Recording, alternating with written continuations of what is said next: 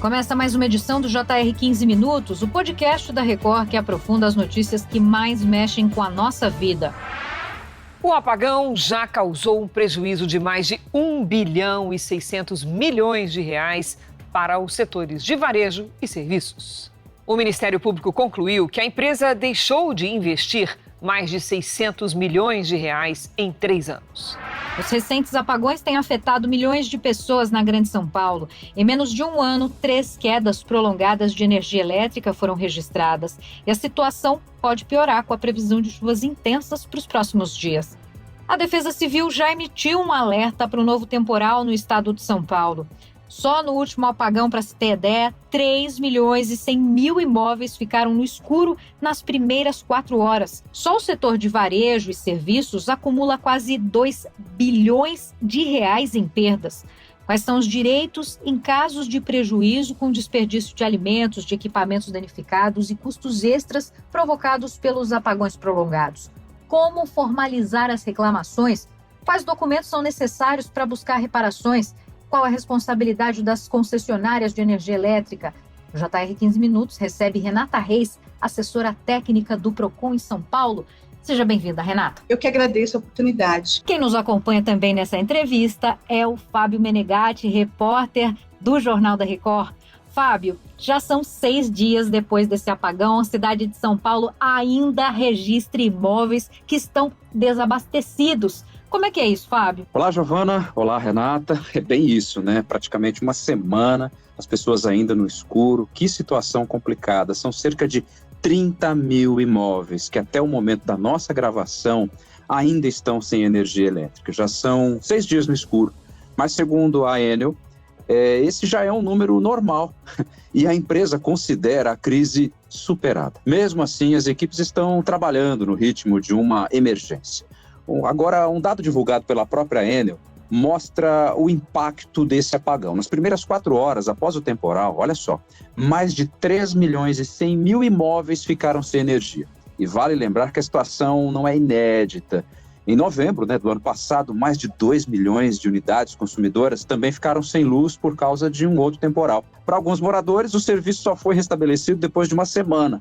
Em março deste ano, 35 mil imóveis enfrentaram um outro apagão que durou cerca de 30 horas. Renata, a Constituição Federal prevê que a prestação de serviços públicos deve oferecer um serviço adequado, com regularidade, continuidade, eficiência e segurança. Mas, claramente, isso não tem sido oferecido para o morador de São Paulo, né?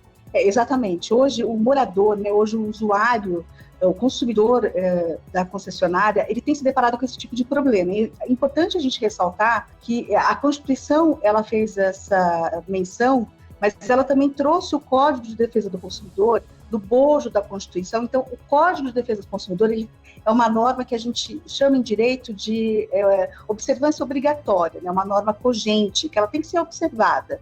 Então, até mesmo as resoluções que são divulgadas, que são editadas pelas agências reguladoras, elas têm que respeitar o que está disposto no Código que nasceu no bojo da Constituição.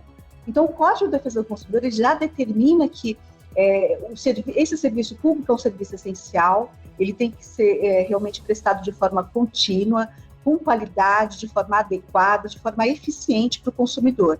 Bom, pelo panorama do Fábio, Renata, a situação está bem crítica no caso da Enel, aqui em São Paulo e região metropolitana.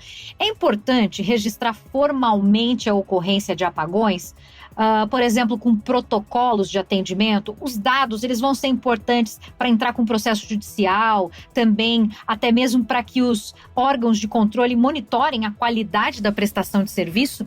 É fundamental esse registro, um detalhamento do que o consumidor sofreu durante esse período, porque, além de ser um serviço essencial, garantido pela Constituição, garantido pelo Código de Defesa do Consumidor, ele é extremamente regulado. Então, nós temos aí uma agência reguladora que tem também parâmetros que devem ser observados pela concessionária. Por exemplo, o SAC ele tem um tempo de atendimento, ele tem que rapidamente atender o consumidor, ele tem que passar uma informação clara, precisa sobre a situação e sobre as medidas que estão sendo tomadas para que o consumidor tenha a sua energia restabelecida.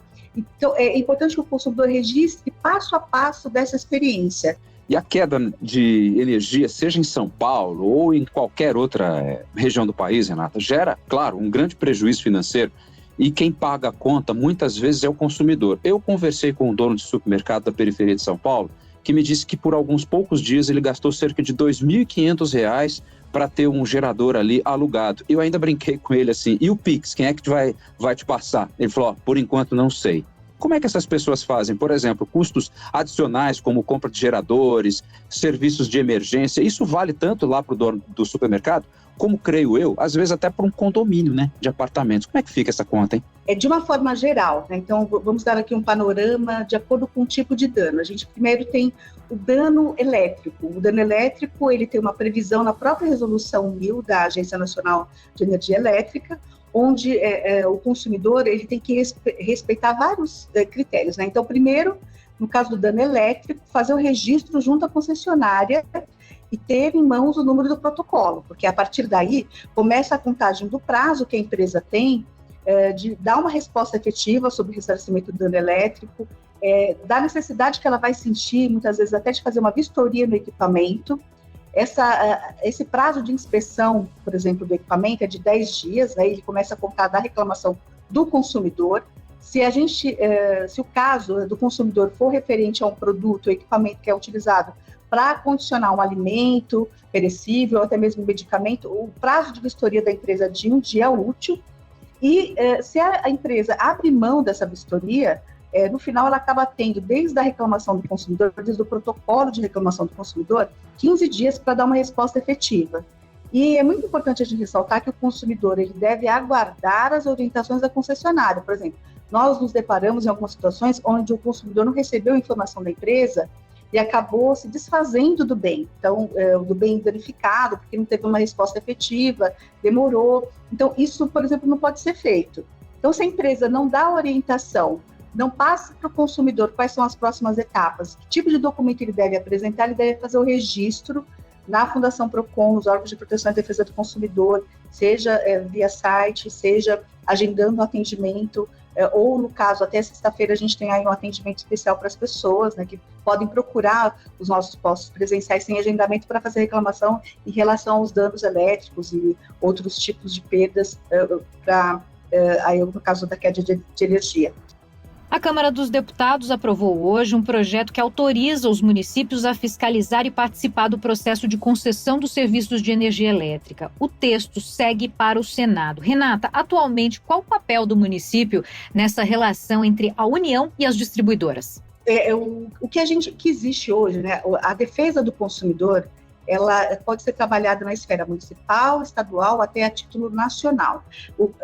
A gente tem uma questão jurídica aí, que até hoje a questão da concessão, né, da energia elétrica tem que ser vislumbrada de um aspecto federal. Então, qualquer alteração, primeiro, tem que vir realmente de forma da Câmara dos Deputados, do Senado Federal, para verificar essa alteração e alterar as competências, né? E até que ponto o município, o Estado, vai poder atuar em relação à questão de concessão, em relação ao serviço especificamente, quando da escolha, né, da concessionária, da empresa, do grupo, do consórcio, que vai atuar naquele nicho, naquela região geográfica específica ali do contrato. Renata, o Procon de São Paulo recebeu mais de 500 reclamações contra a Enel. Quais são os direitos fundamentais desses consumidores em caso de apagões prolongados? O consumidor tem direito à compensação financeira, um abatimento, né, do preço cobrado nas próximas faturas, proporcional ao período em que ele ficou sem energia elétrica. Esse levantamento é feito imediatamente após o restabelecimento da energia, no máximo em 2 ciclos de faturamento seguintes à ocorrência do evento. Sabe, Renata, falando com consumidores por aí, a gente percebe que as pessoas ficaram extremamente ofendidas e indignadas devido à falta de informação naquele processo em que a Enel deixou em aberto a relação de em quanto tempo isso vai ser resolvido e por aí vai. As concessionárias de energia têm obrigação de informar os consumidores sobre a duração, as causas dos apagões. Como é que isso deve ser feito? A própria resolução ela já traz prazos, né, em várias situações em que a energia tem que ser restabelecida. Então, as concessionárias devem estar preparadas para, no saque, em todos os canais de atendimento, informar para o consumidor o que está ocorrendo e qual a previsão de retorno ali do fornecimento normal do serviço. Segundo o governo de São Paulo, as causas e possíveis responsabilidades do apagão serão investigadas, assim como eventuais irregularidades no serviço prestado pela Enel. A empresa tem enfrentado muitas críticas e acumula diversas reclamações. Renata, nesse contexto, é possível haver a quebra do contrato de concessão? É algo que tem sido falado bastante principalmente durante essa semana. É um processo bem complexo, né? Porque, na verdade, é um serviço contínuo. Então, existe um desafio enorme, porque você quebrar um contrato e, ao mesmo tempo, garantir para os consumidores, durante a discussão desse contrato, a manutenção de um serviço, um fornecimento contínuo, eficaz, adequado, na forma que a legislação determina. Há essas possibilidades, mas deve haver um procedimento muito apurado para que esse movimento seja feito. A Defesa Civil de São Paulo emitiu um alerta para novas pancadas de chuva nos próximos dias, né? Quais seriam as estratégias para os consumidores reduzir os impactos financeiros de futuros apagões, já que isso aconteceu 3 vezes e acho que tem uma tarefa aí também para o consumidor, né, Renata, para diminuir a situação de dor de cabeça aí? Infelizmente, né, na verdade, aí nós temos uma obrigação que é da empresa, né, de prestação contínua do serviço de forma eficaz, né, de forma adequada. É importante que o consumidor se precaver, infelizmente, para o pior. Então, muitas vezes o consumidor verificar que tipo de produto ele tem ali guarnecido no momento, se ele tem ali todos os elementos que possam demonstrar, de repente, um eventual dano, se ele tem como comprovar os valores da última compra, se precaver em relação a nesse sentido, para uma nova necessidade aí de acionamento da empresa, um dano elétrico, um dano material, e principalmente procurar, junto até mesmo a concessionária, se ela traz informações para o consumidor nesse sentido de variação de energia, oscilação, se existe uma cartilha que possa orientar o consumidor a também atuar nesse tipo de procedimento. É muito difícil a gente encontrar, até porque a expectativa é que o serviço seja contínuo, mas para o consumidor não resta outra alternativa. Agora, um assunto que tem sido muito falado também é sobre a poda de árvores. E é nítido que existe um jogo de empurra sobre a responsabilidade desse serviço entre a Enel e a Prefeitura de São Paulo.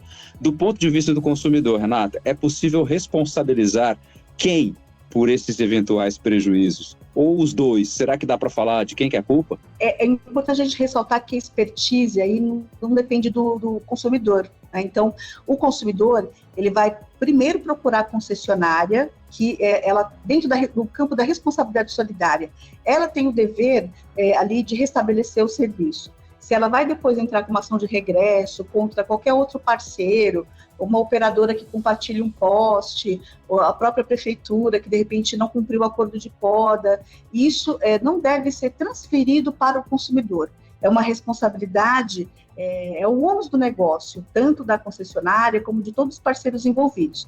O consumidor, ele é a parte mais vulnerável, ele é hipossuficiente, ele tem o direito de ter garantido um serviço na forma como é determinado ali pela Constituição, pelo Código de Defesa do Consumidor. Para quem teve algum tipo de prejuízo, então, Renata, quais são os órgãos que podem ajudar a resolver o problema?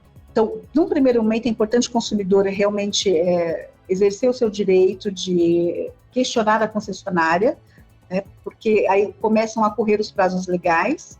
Depois, não havendo a resposta efetiva e a solução, ele deve questionar, fazer uma demanda, formalizar um registro junto aos órgãos de proteção e defesa do consumidor. Pode também, inclusive, fazer o registro junto à Agência Nacional de Energia Elétrica. No caso do Estado de São Paulo, a gente também tem a ARCESP, né, a Agência Estadual que também regula a questão da prestação de serviços públicos. Não vão trabalhar de forma individual, mas é uma forma também de monitoramento, de fiscalização do cumprimento dos contratos de concessão, das regulamentações que essas empresas, que a concessionária tem que observar. Mas o seu dano individual, o seu dano efetivo, ele pode começar junto aos órgãos de proteção e defesa do consumidor, junto ao PROCON da sua cidade, tanto de forma remota, como através do atendimento presencial. Bom, então a gente discutiu aqui as formas de ressarcimento em casos de prejuízos causados pela falta de energia elétrica. Agradeço muito pela participação e os esclarecimentos, Renata Reis, que é assessora técnica da Fundação de Proteção e Defesa do Consumidor em São Paulo, Procon. Eu que agradeço. Também agradeço a presença do repórter do Jornal da Record, Fábio Menegatti, grande amigo também. Muito obrigado, Giovana. É um prazer imenso estar aqui contigo e muito obrigado, viu, Renata? Valeu. Nesse podcast contou com a produção de David Bezerra, dos estagiários Fernando Russo, Isabela Santos e Yasmin Logrado. Sonoplastia de Diego Marcondes. Coordenação de conteúdo, Edivaldo Nunes e Deni Almeida. Direção editorial, Tiago Contreira. Vice-presidente de jornalismo, Antônio Guerreiro. Você pode acompanhar o JR 15 Minutos no portal r7.com, nas redes sociais do Jornal da Record e nas principais plataformas de streaming. Te aguardamos no próximo episódio. Até lá!